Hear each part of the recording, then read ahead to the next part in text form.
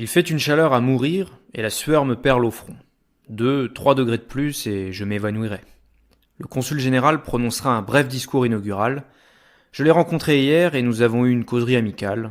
Je ne l'ai pas trouvé intéressant et pour dire la vérité, il m'a paru fatigant, maussade et d'aspect commun.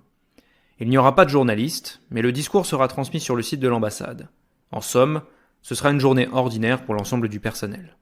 Nous venons d'un peu partout, certains sont ici depuis déjà un mois. Moi, j'ai atterri hier dans un vol spécial, à l'aéroport de Tlemcen. Il était quasiment vide, à cause de la situation imposée par la Covid-19. J'ignore pourquoi la France a maintenu ce projet. D'ailleurs, je ne vois pas l'intérêt d'un 4e consulat en Algérie, qui plus est à Tlemcen, à moins de 200 km du consulat d'Oran. Des amis, d'anciens collègues et de vieilles connaissances m'ont beaucoup parlé de l'Algérie. Je ne grillais pas de la connaître, seulement j'étais anxieux d'en fouler le sol. N'ayant vu que ce qu'on leur a montré, dans leurs récits, tout est grandiose. J'ai connu quelques Algériens aussi. Je les fuis comme des pestiférés ou cas Covid, sauf que parfois, il m'arrive d'avoir des crises de curiosité.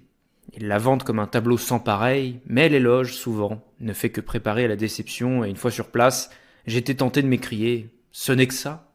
Comme un bédouin qui voyage et s'attend à des rivières et des montagnes et qui retrouve des brins d'herbe et une goutte d'eau. Tlemcen, du moins, est laide.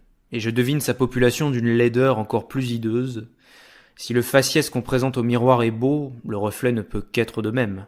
La beauté se refuse d'engendrer la laideur. Je devrais être dans la salle de conférence dans quelques instants.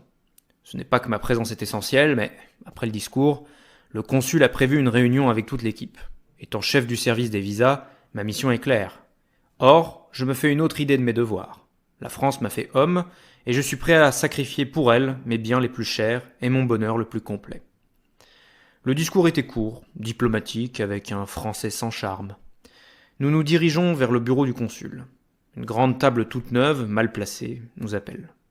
Nous sommes une vingtaine de personnes. Aussitôt assis, le consul nous donne la parole